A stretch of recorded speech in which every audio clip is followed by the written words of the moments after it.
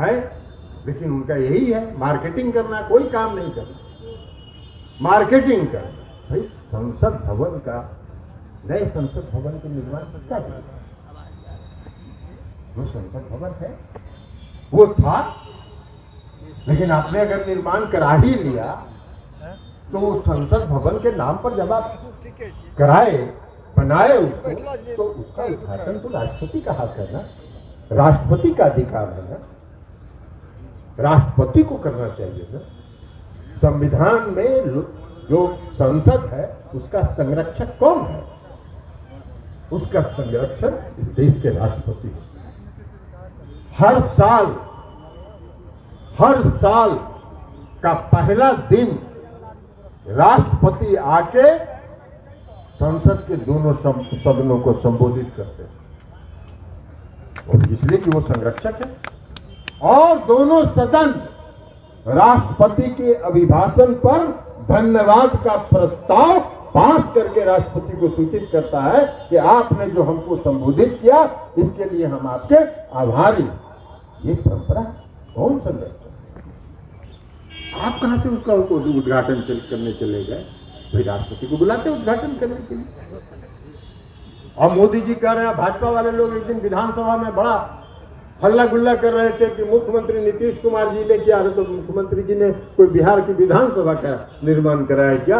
अरे विस्तारित भवन का कराया है, तो वैसा विस्तारित भवन नरेंद्र मोदी जी 10 को बना ले और उसका फीता दिन भर काटते रहे। ऐसे भी नाली आली का भी फीता काटते हैं जाके बनारस में, तो कुछ भी काट सकते हैं। लेकिन संसद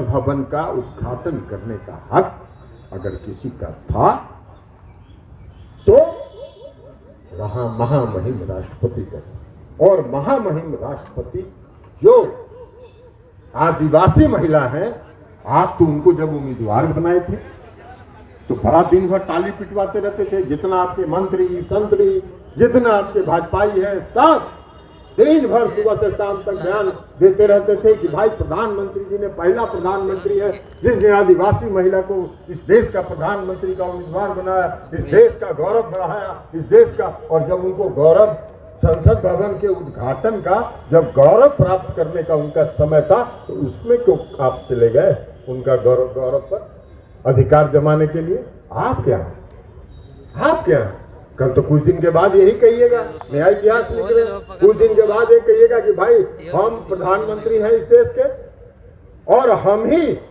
साल में पहला दिन जो ज्वाइंट सेशन होता है, संयुक्त अधिवेशन होता है, उसमें राष्ट्रपति की कोई जरूरत नहीं, हम ही संबोधित करेंगे। ये कर सकते हैं। इतिहास बदल रहे हैं, आप सारा इतिहास बदल रहे हैं। आप कौन सा इतिहास पुराना रहने दे रहे हैं? उस संसद भवन में हमारे पुराने जितने हैं, हमारे जितने स्वतंत्रता आंदोलन के लोग, सबका फोटो लगा हुआ है।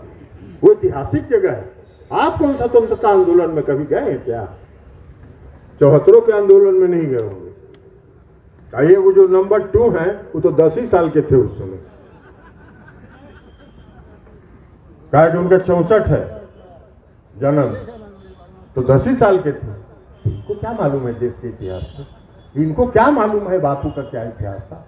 इनको क्या मालूम है कि देश में आंदोलन में, जो स्वतंत्रता आंदोलन में कोई है? लेकिन इतिहास इनको बदलने का है।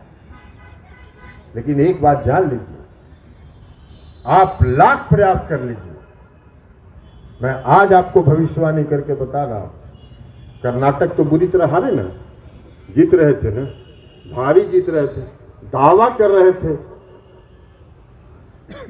मध्य प्रदेश का चुनाव होने वाला है इसी वर्ष, छत्तीसगढ़ का चुनाव होने वाला है इसी वर्ष, सब जगह ये चुनाव हारेंगे फिर से, और बुरी तरह हारेंगे, बुरी तरह हारेंगे। मैं गया था मध्य प्रदेश में, वहां का भी हवा पानी हम देख के आए थे। मीडिया वाले लोग तो चलाएंगे, मीडिया दिन भर सुबह से शाम तक, जैसे कर्नाटक में नहीं चला रहा था, पूरा सुबह से शाम तक मीडिया पूरा देख रहा है, जय मोदी जय मोदी जय मोदी हो रहा है पूरा कर्नाटक में है। जब रिजल्ट आया तो हार मोदी हार मोदी हार मोदी हार मोदी। लेकिन यही है। अब क्या हुआ भाई कर्नाटक के चुनाव में? कर्नाटक के चुनाव में आपको बजरंगबली का भी सहारा लेना पड़ा अंतिम में।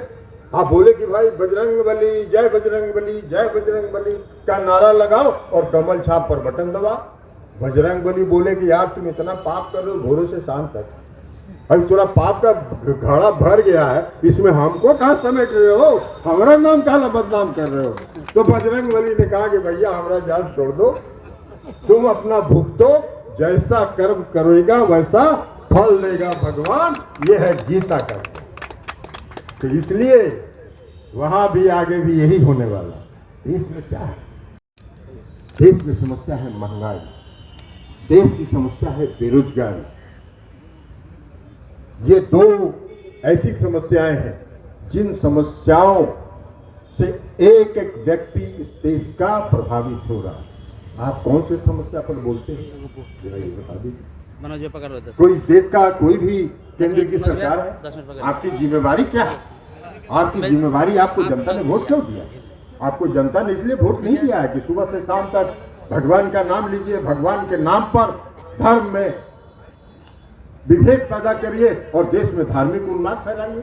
ये काम करने के लिए जनता ने वोट आपको नहीं दिया। जनता ने आपको वोट दिया जनता के हित में काम करने के लिए। मैं नीतीश कुमार जी 2005 से बिहार के मुख्यमंत्री, तो हर बार जब चुनाव में जाते हैं तो वो अपने काम के आधार पर न वोट मांगते हैं कि हमने ये काम किया, इसके आधार पर वोट दीजिए।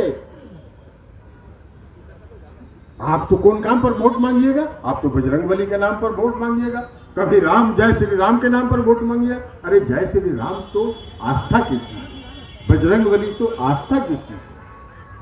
हम सब लोग यह देश सबों का, ये हिंदू मुस्लिम सिख ईसाई सबका है ये, और सबका समान हक है इस देश पर। धर्म मानना अलग बात है, ये आस्था की चीज है, हर व्यक्ति अपने अपने धर्म को मानता है, लेकिन उसका प्रचार नहीं करता है। ये जरा एक मंदिर चले जाए आप, अभी हम बोल रहे हैं सब लोग देखिएगा, किसी एक मंदिर में अगर ये दर्शन करने के लिए चले जाए तो सुबह से शाम तक जितना इलेक्ट्रॉनिक मीडिया है वही चलाता रहेगा। उसको वही निर्देश है कि दिन भर यही चलाते रहो कि कैसे दर्शन कर रहे हैं, कैसे जलाभिषेक कर रहे हैं, कैसे पूजा कर रहे हैं, कैसे पुजारी कर रहे हैं। तो सारे तंत्र पर आपने कब्जा करके रखा है। जो लोकतंत्र का चौथा स्तंभ था उसके भी व्यवस्थापक पर भी हम इन लोगों को नहीं कर रहे हैं, इन लोगों का कोई दोष नहीं है, लेकिन इनकी जो व्यवस्था है, इनका जो मैनेजमेंट है, उस मैनेजमेंट पर कब्जा उनका है। जरा सा हिलोगे डिलोगे तो सीबीआई ईडी 3 तोता है, तुरंत एक तोता को भेज देंगे, उसके बाद अपना दौड़ते रहो। ये काम है इन लोग, सारी संस्थाओं पर कब्जा करके रखा।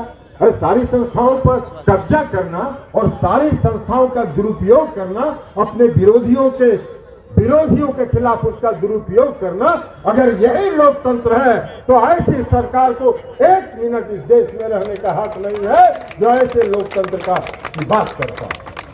लोकतंत्र ये, लोकतंत्र में आजादी है, बोलने के लिए आजादी है, हर व्यक्ति बोल सकता है। अब बीबीसी ने एक डॉक्यूमेंट्री क्या चला दिया, बीबीसी क्या छापा पड़ गया। और आप जब गुजरात के मुख्यमंत्री थे तो बीबीसी के बारे में क्या क्या बोलते थे, जरा उसको भी पुराना निकाल के इतिहास देख लीजिए।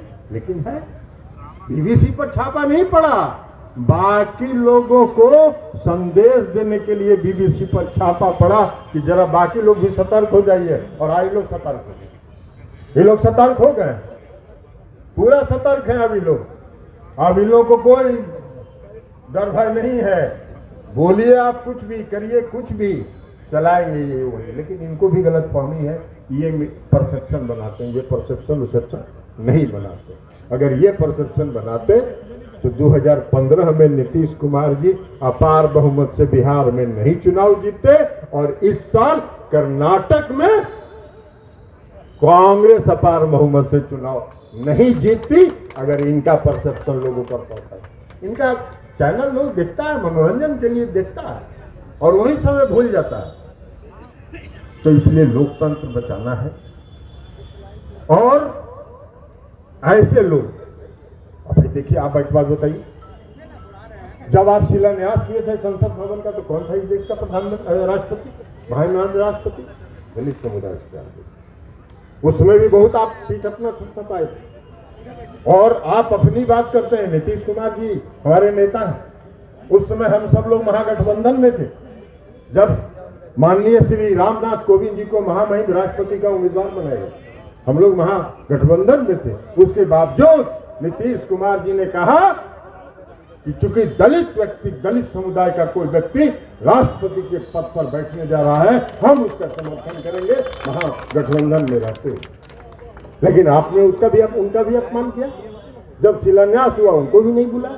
तो ऐसा काम कर रहे हैं, लोकतंत्र को ध्वस्त कर रहे हैं, सारी संस्थाओं का पर कब्जा कर रहे हैं। अब भाई हम महागठबंधन में भी आ गए,